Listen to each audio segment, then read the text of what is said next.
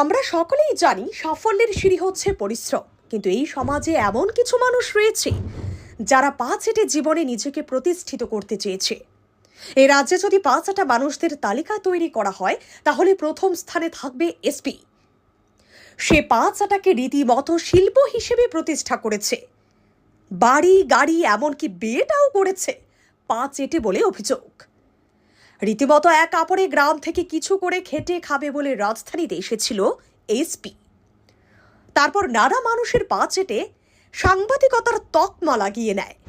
এই জায়গাটা পাওয়ার পর বড় মাপের লোকেদের পা চাটার মাত্রা আরও কয়েক গুণ বেড়ে যায় এবং অপরদিকে সাধারণ মানুষদের উপর জুলুম শুরু করেন।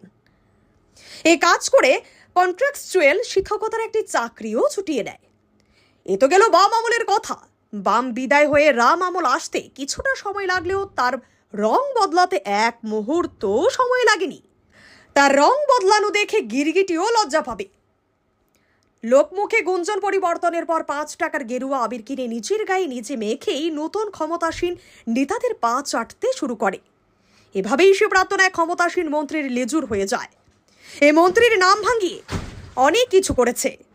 অবৈধ পথে টাকা কামাই থেকে শুরু করে গ্রামের বাড়িতে নানা ধরনের ফল মূল ও কলা বাগান, কৃষি যন্ত্রপাতি কি না করেছে সরকারি সুবিধা নিয়ে। প্রথম মন্ত্রী বড় পথ পেয়ে রাজ্য ছেড়ে অন্য জায়গায় চলে যাওয়ার পর আরও এক পাওয়ারফুল মন্ত্রীর পা চাটা শুরু করে এবং এখানেও সফল হয়।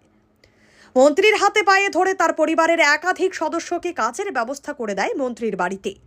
অভিযোগ, দ্বিতীয় মন্ত্রীর সংস্পর্শে আসার পর থেকেই কৃষি দপ্তরের সান্নিধ্যে চলে আসে, ক্ষমতার অপব্যবহার করে এবং এমবিটির এক মালিকের পা চেটে কামাই বাণিজ্যে যুক্ত হয়।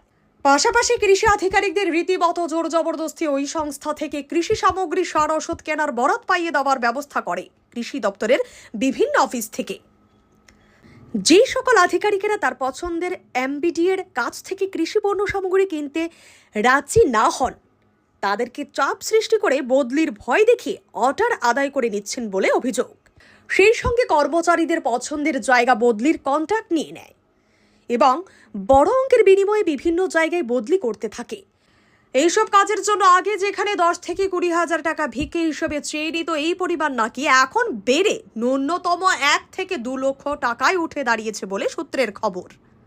আর এতেই সে আঙ্গুল ফুলে কলা গাছ হয়ে উঠেছে।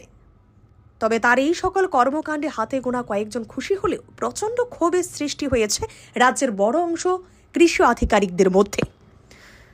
তারা বিদ্রোহ ঘোষণা করলে সে পালাতে বাধ্য হবে বলে গুঞ্জন। তবে এমবিডিএর নতুন প্রজন্মের কর্তাবাবুর প্রতি অভিজ্ঞ জনের পরামর্শ, আপনি তো অল্প বয়সের, তাই একটুকু খোঁজ খবর নিন, তবে আপনি ভালো করে তার রং বদলানোর চরিত্র ভালো করে জানতে পারবেন। নতুন এসেছেন সাপ্লাইয়ের ব্যবসায়, আপনাকে পাম্প দিয়ে এসপি বেলুনের মতো ফুলে উঠেছে।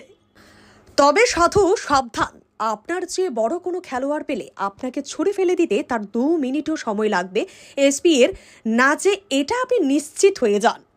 খবর নিলে জানবেন, এক সময়কাল বিকেল যাদের কাছে গিয়ে ধর্ণা দিয়ে ঘরের চাল ডাল আনার পয়সা সংগ্রহ করত, তার কঠিন সময়ে যারা বুকে আগলে ধরে রেখেছিল তাদেরকে রীতিমতো এখন পেছন থেকে ছুরি মারছে এসপি।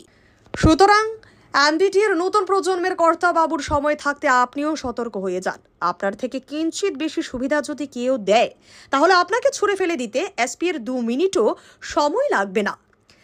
তাই এখন আপনি এসপির কথা শুনে যাদের তুচ্ছ তাচ্ছল্য করছেন, এখন হয়তো তাদের কাছে গিয়েই আপনাকে আবার হাত পাততে হবে। এসপি এই সকল কর্মকাণ্ডের মতো বিয়ে করার সময়ও প্রতারণার আশ্রয় নিয়েছিল। এই গল্প না হয় আরও একদিন বলা হবে।